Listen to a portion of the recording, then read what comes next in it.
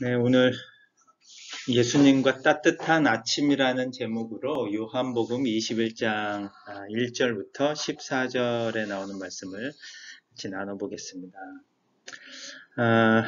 서양식 아침이네요. 주로 요즘 아침에 밥 드시는 분 있어요? 따뜻한 국이랑? 먹고 싶어도 또 시간이 안 되는 경우도 있을 거고, 또 그렇게 안 먹어본 지 오래돼서 그게 또 입에 잘 맞을지. 저도 아침에 밥이랑 국을 먹어본 지가 기억이 안 나요. 언제 먹어봤지? 라는 생각이 들 정도로. 주로 아침에는 빵이나 아니면 저희 먹는 그 오트밀 같은 거, 이런 걸로 이제 아침을 주로 그냥 간단하게 먹기 때문에. 따뜻한 아침이 그리운 계절이죠. 지금은. 오늘 같은 날 특히 따뜻한 국물들이. 그래서 오늘 그 제목으로 한번 잡아봤습니다. 같이 말씀 한번 나눠서 읽어보겠습니다. 그 후 예수님은 디베랴 바닷가에서 제자들에게 다시 자기를 나타내셨는데 그 나타내심은 이렇다. 시몬 베드로와 디드모라고 하는 도마와 갈릴리 가나 사람 나다나엘과 세베대의 아들들과 그 밖에 두 제자가 함께 있었다. 그때 시몬 베드로가 물고기를 잡으러 간다고 나서자 나머지 사람들도 함께 가겠다고 따라 나섰다. 그들은 배를 타고 바다로 나갔으나 그날 밤 아무것도 잡지 못하였다. 날이 밝아올 무렵 예수님이 바닷가에 서 계셨으나 제자들은 그분이 예수님인 줄 알아보지 못했다. 예수님이 제자들에게 얘들아 고기를 좀 잡았느냐 하고 물으시자 그들은 한 마리도 잡지 못했습니다 하고 대답하였다. 예수님은 제자들에게 배 오른편에 그물을 던져라.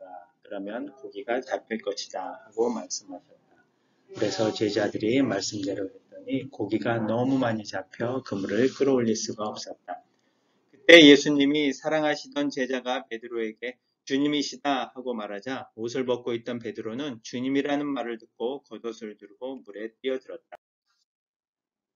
다른 제자들은 고기가 든 그물을 끌면서 배를 저어 육지로 나왔다. 그들이 지나던 곳은 육지에서 100m도 안 되는 곳이었다. 제자들이 육지에 올라와 보니 숯불 위에 생선이 놓여 있었고 빵도 준비되어 있었다. 예수님은 제자들에게 지금 잡아온 고기를 좀 가져오느라 하고 말씀하셨다. 시몬 베드로가 배에 올라가 그물을 육지에 끌어올려 놓고 보니 그물에는 큼직큼직한 고기가 153마리나 가득 들어 있었다. 이와 같이 고기가 많아도 그물이 찢어지지 않았다. 예수님은 제자들에게 자 와서 아침을 먹어라 하고 말씀하셨다. 제자들은 그분이 주님이신 것을 알았기 때문에 누구십니까? 하고 묻는 사람이 아무도 없었다. 예수님은 빵을 집어 제자들에게 나눠주시고 생선도 그렇게 하셨다. 예수님이 부활하신 후 제자들에게 나타나신 것은 이것이 세 번째였다. 네, 부활하시고 예수님이 제자들에게 여러 번 나타나셨고 그리고 40일을 계셨기 때문에 기록상으로는 11번에서 13번 정도를 잡아요. 이렇게 기록되어 있는 부분이 부활하신 주님이 나타나신 것을. 근데 오늘은 이제 세 번째라고 요한복음에서 말하고 있습니다. 근데 틀린 부분은 부활하시기 전에는 예수님이 제자들하고 같이 먹고 자고 하면서 살았죠. 근데 부활하신 다음에는 그런 삶은 아니셨던 것 같아요. 예수님이 제자들에게 나타나시고 여기저기 소위 동해번쩍 서해번쩍 하시듯이 움직여 다니셨기 때문에 부활하신 예수님의 모습이 좀 그 전하고는 분명히 다른 부분들을 볼 수 있습니다. 몇 가지 오늘 본문을 읽으면서 든 생각들이 있어서 이런 부분들은 어떻게 왜 이렇게 하셨을까 하는 생각들 좀 같이 나눠 생각해 보면서 오늘 본문을 한번 봤으면 좋을 것 같아요. 제자들이 갈릴리 호수에 있는 이유에 대해서. 왜냐하면 이 전 본문에서는 제자들이 어디에 있었냐면 어디 있었어요? 예루살렘에 있었거든요. 예수님이 부활하신 당일날 예루살렘에 있었죠. 그리고 그날 저녁에 예수님이 나타나셔서 제자들이 만났어요. 그런데 그 이후에 8일 있다가 또 예수님이 나타나셨는데 동일한 장소에 제자들이 있었어요. 어디냐면 예루살렘에. 그런데 그 뒷부분에 있어서 오늘은 제자들이 갈릴리 호수에 있어요. 그래서 예루살렘에 있던 제자들이 갈릴리 호수까지 또 갔네라는 생각이 드는데 왜 갈릴리 호수에 있었을까라는 생각이 들고 갈릴리 호수가에 있는 제자들은 어떤 마음의 상태였을까? 왜냐면은 오늘 본문에 보면 7명의 제자들이 모여 있어요. 제자들이 모여 있었다라는 부분에는 분명히 어떤 이유가 있으니까 모여 있었겠죠. 그 모인 제자들의 마음의 상태는 어땠을까 하는 생각이 들고 그리고 물고기를 잡으러 갔는데 밤새도록 헛수고한 제자들에게 예수님은 물고기를 잡았느냐고 물어보세요. 사실 예수님이 몰라서 물어보시지는 않았을 텐데 그리고는 오른편에 그물을 던지라고 하십니다. 왜 오른편으로 던지라고 하셨을까라는 생각이 좀 들고 그리고 베드로가 예수님이신 것을 알고 바다로 뛰어들었다고 하는데 그런 부분에서의 베드로의 그런 마음과 의도 그리고 잡은 물고기가 153마리라고 정확한 숫자를 기록하고 있어요. 대체로 특별한 의미가 없다면 중요성이 없다면 굳이 몇 마리였다라고 정확하게 기록할 이유는 대부분 없는데 153마리라고 정확한 숫자를 기록한 이유는 또 무엇이었을까 하는 생각이 들고 예수님이 숯불을 피우고 빵과 생선을 준비하신 이유는 뭘까라는 이런 생각들 여러 가지 생각들을 하면서 오늘 본문을 좀 같이 나눠봤으면 좋겠습니다. 마태복음에 보면 이런 말씀이 있어요. 그 9절에는 예수님이 그들 앞에 나타나서 이 그들은 여인들을 말하는 거예요. 부활하신 그 안식일 첫날 아침 일찍 향품을 갖고 무덤에 갔던 그 여인들에게 예수님이 나타나셨어요. 그리고는 잘 있었느냐 하고 말씀하시자 그 여인들이 가까이 가서 예수님의 발을 붙잡고 경배를 했다고 합니다. 근데 예수님이 그 여인들에게 두려워 말고 내 형제들 에게 가서 갈릴리로 가라고 하여라. 거기서 나를 만나게 될 것이다. 부활하신 예수님이 그 여인들과 제자들에게 뭐라고 얘기를 하시냐면 갈릴리로 가라.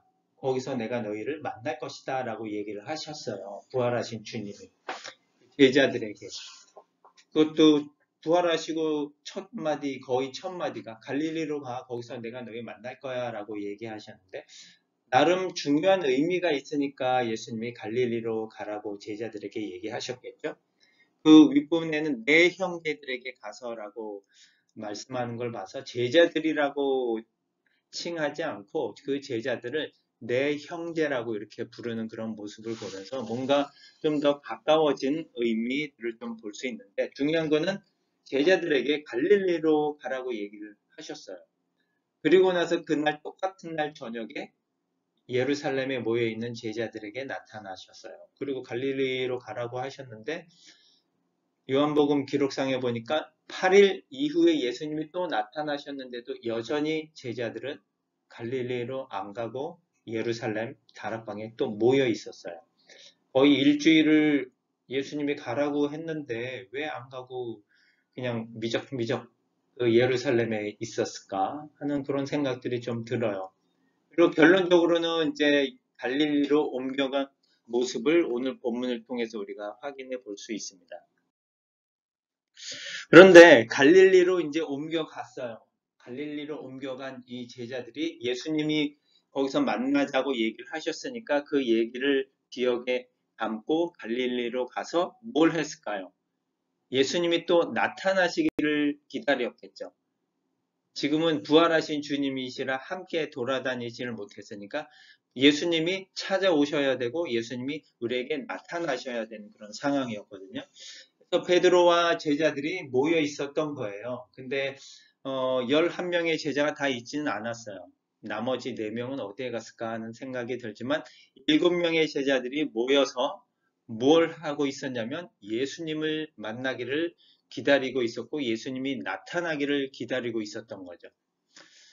근데 본문에 뭐 정확한 그런 의미는 없지만 베드로가 갑자기 물고기를 잡으러 간다고 하자 나머지 사람들도 함께 따라가겠다고 나섭니다. 아마 이 지금 상황이 뭐냐면 예수님을 기다리고 있는 그런 상황 가운데 뭔가 좀 더디 됐겠죠? 시간이 지연이 됐겠거나 오랜 시간이 지났거나 하니까 그냥 가만히 앉아서 기다리기가 뭐했던 것 같기도 하고 뭐 가만히 있으면서 기다리기보다는 차라리 물고기를 잡으면서 기다릴까? 아니면 기다리는 게 너무 힘들고 지쳐서 그런 인내심의 바닥을 드러내서 그냥 인간적인 생각에 그냥 물고기나 잡으러 가자. 내가 하던 일이나 하자. 뭐 이런 생각일 수도 있고요. 좀 더 극단적으로 생각한다고 한다면 예수님을 기다리고 예수님을 따르던 그 일을 이제는 내려놓고 나의 생업인 내가 예전에 예수님을 따르기 전에 했던 그냥 물고기나 잡으러 가야지. 어부의 신분으로 다시 돌아간다라는 의미도 어느 정도 좀 담겨 있을 수도 있는 말인 거거든요. 물고기를 잡으러 간다라고 했을 때 나머지 제자들도 함께 따라 나섭니다. 그런데 밤새도록 수고를 했어요. 근데 결과는 한 마리도 못 잡았습니다. 아무것도 잡지 못하였다. 사실 어부 출신인 어부들이 나가서 뭐 많이는 못 잡지만 그래도 조금은 잡을 수 있을 텐데 아무것도 못 잡았다라고 성경이 기록을 합니다. 어떻게 보면 베드로 입장에서는 좀 난감했을 것 같아요. 물고기 잡으러 간다라고 했을 때 다른 제자들이 따라 나서서 나 때문에 따라 나섰는데 아무것도 잡지 못했다. 한 헛수고만 했네. 라는 게 다 나 때문일 것 같다라는 그런 생각도 들 수 있는 그런 모습인 거예요. 어떻게 보면은 베드로 한 사람의 인간적인 생각일 수도 있는데 고기 잡으러 간다라는 것이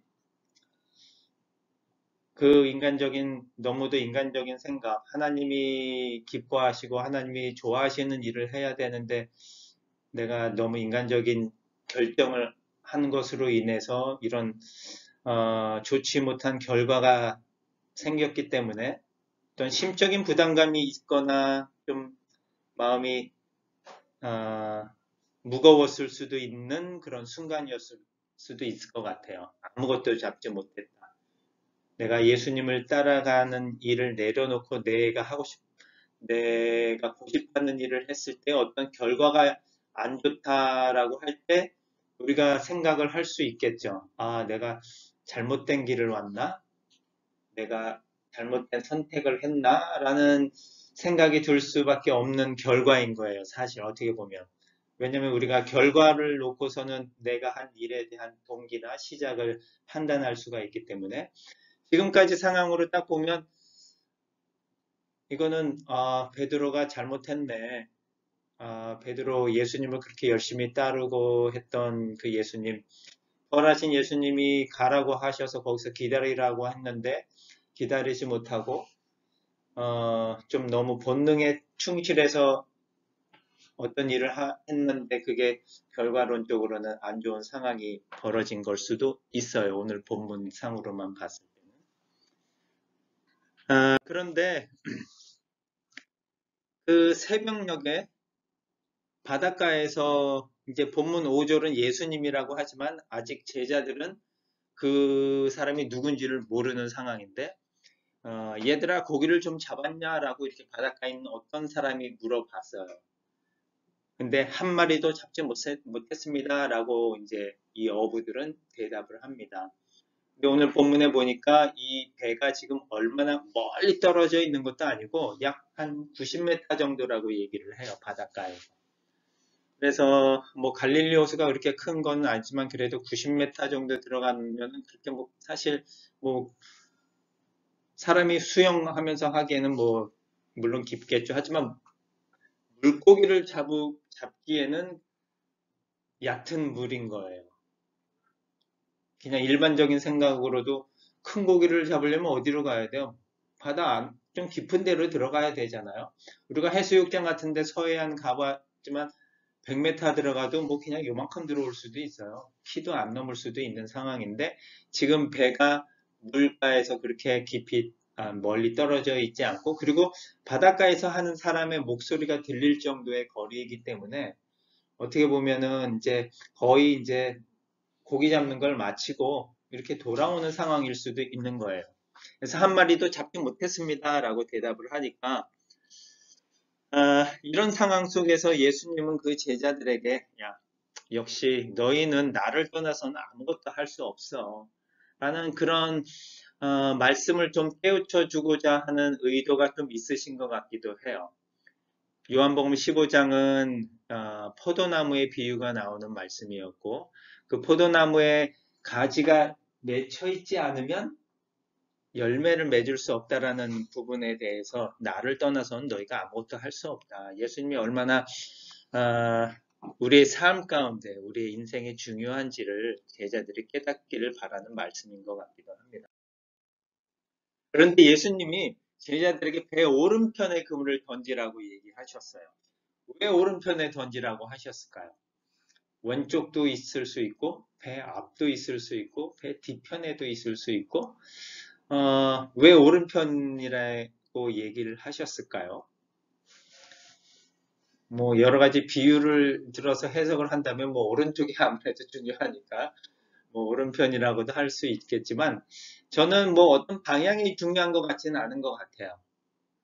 왜냐면 지금 그 배가 그렇게 큰 배는 아니었을 것이고 그 배에 탄 사람들이 한 방향으로 바라보고 있지는 않거든요. 서로 마주보고 있고 뭐 이럴 수도 있기 때문에 그래서 베드로는 지금 배 이쪽에서 또 다른 제자들의 얼굴을 바라보고 있다면 베드로의 입장에서는 오른쪽은 여기예요. 그렇죠?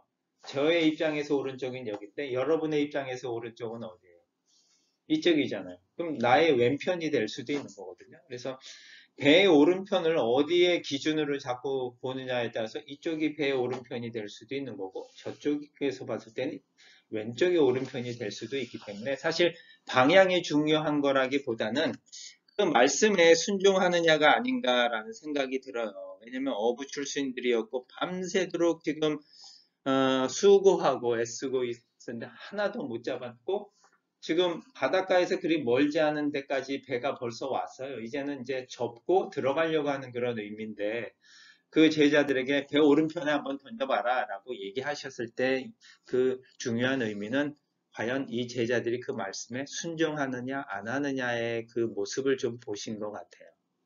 나름대로 이분이 예수님이 그렇게 말씀하셨다라는 것을 들었으면 제자들이 당연히 던졌겠죠. 근데 아직 제자들은 그 말씀하신 분이 예수님인 줄 모르고 있는 상황인 거거든요.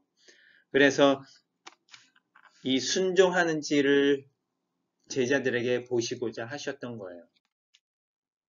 근데 제자들이 그렇게 던졌어요. 실제로 던졌더니 너무 많이 잡혀서 그물을 끌어올릴 수가 없다라고 합니다. 몇 마리가 잡혔냐면 153마리가 잡혔다라고 정확하게 기록하잖아요. 뭐 작은 고기들은 아니고 아주 큰 고기들만 잡혔다는 거예요. 물고기 하나 큰 거 잡으면은 키로가 넘어가거든요. 뭐 무거운 거는 더 2kg, 3kg도 될 수 있는데 아마 뭐 2kg 중간이라고 해도 153마리니까 뭐 100kg가 훨씬 넘어가는 거죠. 150kg가 1kg씩만 잡아도. 더구나 이 그물의 무게도 있을 거고 또 물에 담겨져 있으니까 그 물의 무게도 있을 거고 해서 사실 진짜 무거운 것 같아요. 그 그물을 끌어올리기는. 그만큼 많이 잡혀 있는데 뭐 오늘 본문에는 그물이 찢어지지 않았다라는 또 표현도 써요. 왜냐하면 그 많은 것을 잡을 수 있었다라는 것이 예수님이 그 제자들한테 주고 싶은 은혜인 거거든요. 아무것도 못 잡고 밤새도록 수고한 그런 상황 가운데 뭔가를 이렇게 갑자기 그 말씀에 순종했더니 얻을 수 있었다라는 것은 은혜가 아니면은 답이 될 수가 없는 거죠. 우리의 인간의 노력으로 결과로 얻어낸 것이 전혀 아니기 때문에 바로 은혜인 것이거든요. 그런데 그 물고기들이 153마리나 잡았던 그 물고기들이 그물이 찢어지지 않았다라고 하는 그런 기록들을 모습을 보면서 사실 그 물고기를 딱 이렇게 잡아서 올리는 그 순간에 예수님이 사랑하시던 제자가 바로 이제 사도 요한을 말하는데 베드로에게 주님이시다라고 얘기를 한 거예요. 뭔가 스쳐 지나가는 느낌이 있었던 거겠죠, 아무래도.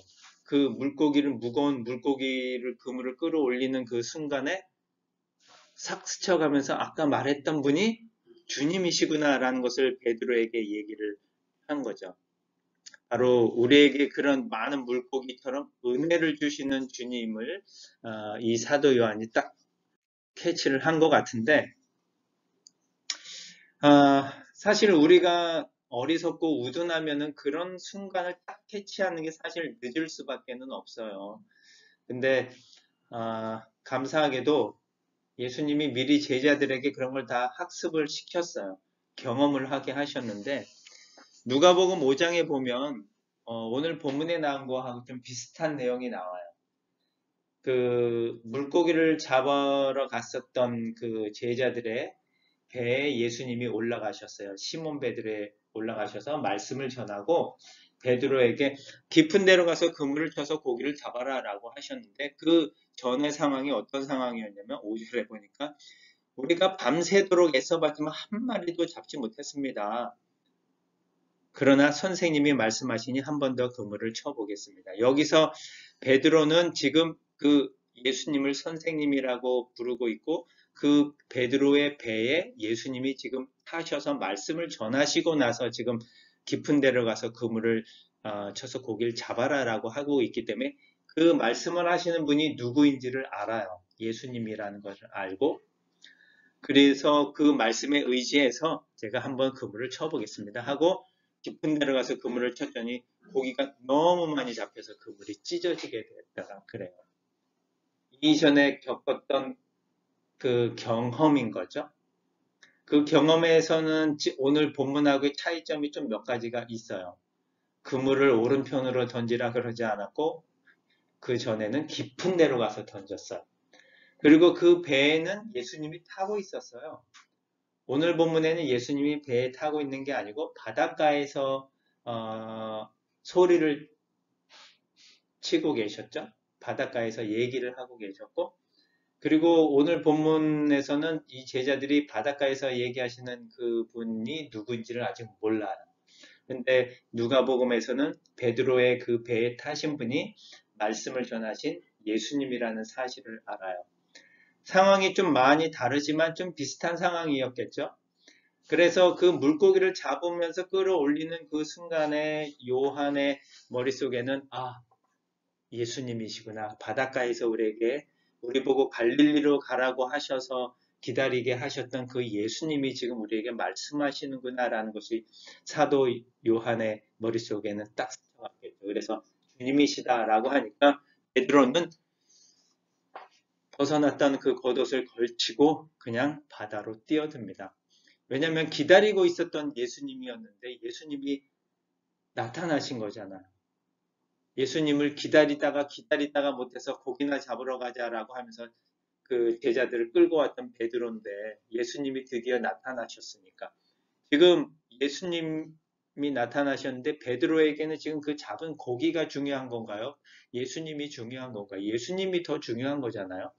그래서 배를 놔두고 물에 뛰어들어서 예수님에게 헤엄쳐서 갔고 이 제자들은 배를 끌고 이제 올 수밖에 없었던 거예요. 어떻게 보면 베드로의 그런 성미나 성격이 잘 드러나죠. 폭풍 가운데 오셨던 그 예수님을 딱 만났을 때 나로 하여금 그 물 위로 걸어서 가게 해주세요라고 했던 그 베드로.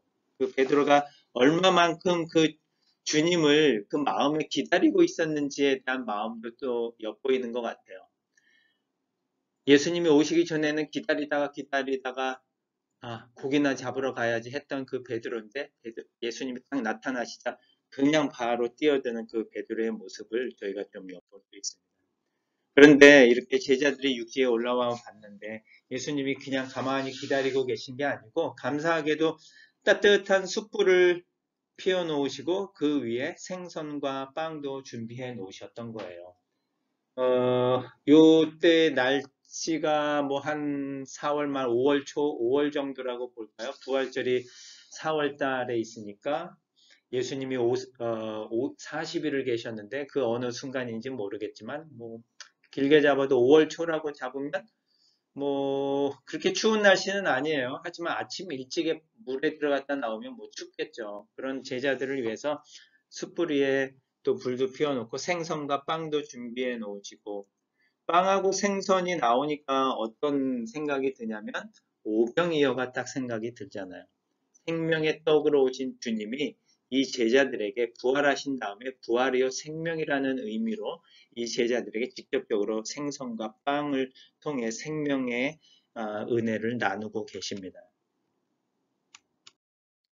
그 제자들에게 와서 아침을 먹어라 라고 이렇게 따뜻하게 맞아주시는 그 예수님의 따뜻함을 저희도 좀 이 추운 날 아니면 참 마음이 무겁고 어떨 때는 좀 어려울 때에 이렇게 찾아오시는 예수님을 우리가 좀 경험하면서 예수님이 주시는 그 은혜가 얼마나 따뜻하고 포근하고 우리에게 힘이 되는지 한번 생각해보고 나누는 시간들이 되었으면 좋겠습니다.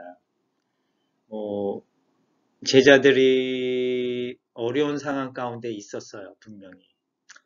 3년 이상을 따라다녔던 예수님이 갑자기 십자가에서 죽으셨고 같이 매일 얼굴을 보며 살았었는데 이제는 예수님이 나타나셨다가 또 없어지셨다 나타나셨다가 없어지셨다 그러는 거예요. 그 예수님이 갈릴리로 가라 그래서 갈릴리로 왔는데 안 나타나시는 거예요. 내가 필요한 때인데 주님 어디 계세요? 라고 우리가 많이 부르짖을 때도 있잖아요. 근데 때가 아직은 아니셨기에 예수님이 안 나타나셨겠죠? 하지만 영원히 안 나타나시는 예수님은 아니시거든요. 우리에게 가장 필요할 때에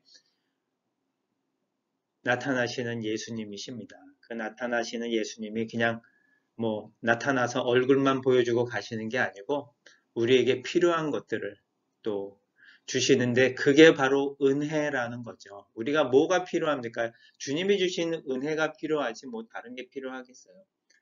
그 은혜가 이 제자들에게 필요하고 그 따뜻한 은혜로 또 제자들을 맞아주시고 그들에게 부활이요 생명이 되신 주님이 그 진정한 생명을 누리는 것이 어떠한 것인지를 그 빵과 또 생선을 통해서 따뜻한 아침을 통해서 얘기하고 있는데 와서 아침을 먹어라. 육적인 양식뿐만이 아니라 영적인 양식을 먹고 또 그 부활하신 주님을 따르는 참된 제자가 되기를 부르시는 주님의 목소리입니다.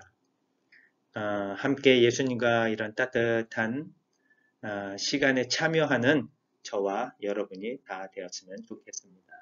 기도하겠습니다.